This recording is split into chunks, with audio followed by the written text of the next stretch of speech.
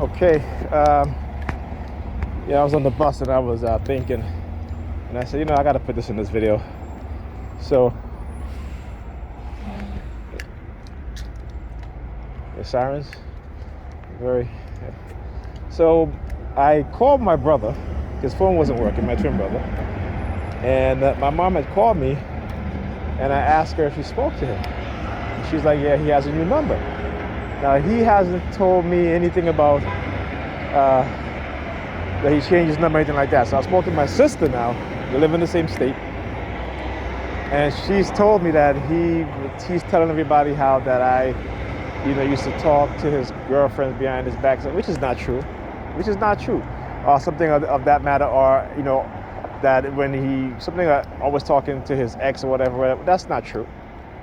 That is not true. And I think what he's talking about is that when we were 19 years old, he had some girl that he met, I guess she took a liking to him. And after he had sex with her, he kind of he ghosted her. So at the time now, remember, this is early 90s, probably like in 1990 or so, So she took a liking to him, and, when she used to call, sometimes he used to be like, oh, if I'm out and she called, just pretend that you're me or what have you. So it's fun. So anyway, after he ghosted her, so that she was very distraught.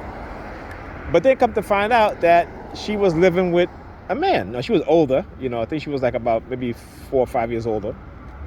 At the time we were 19, what have you, 19, 20. Don't exactly remember how old.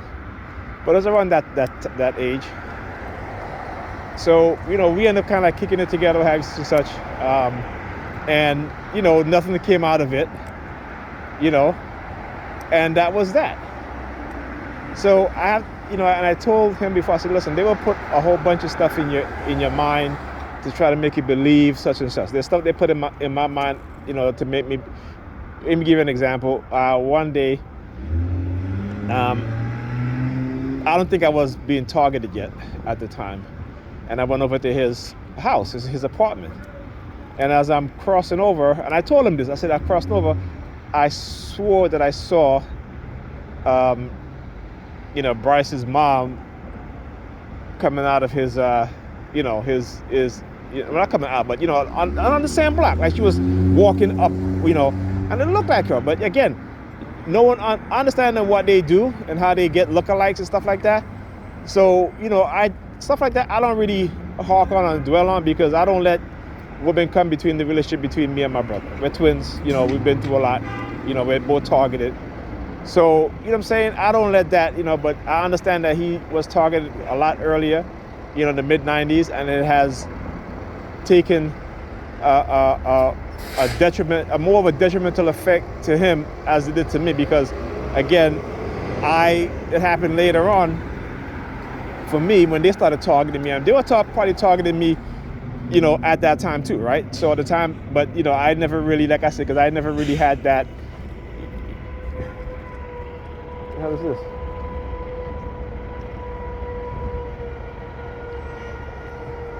Is that a car?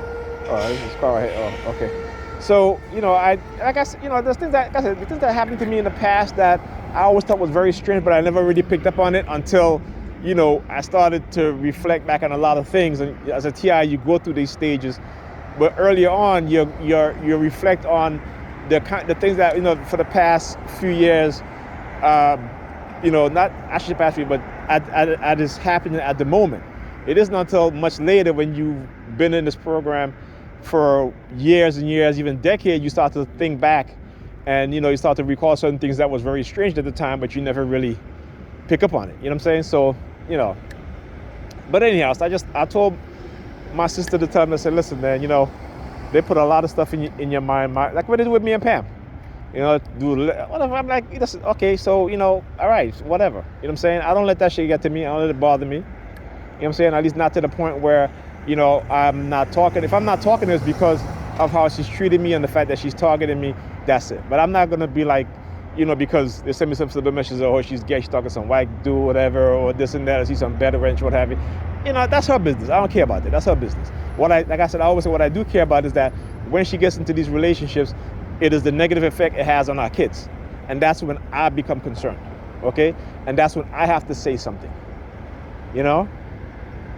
So, and I'm concerned about her too, because she won't listen. Like I said, she won't listen, and I'm afraid that they may have entrapped her or get into a situation where she's you know, entrapped it into whatever it is that they're doing, and they use her for sex, because that's what they do.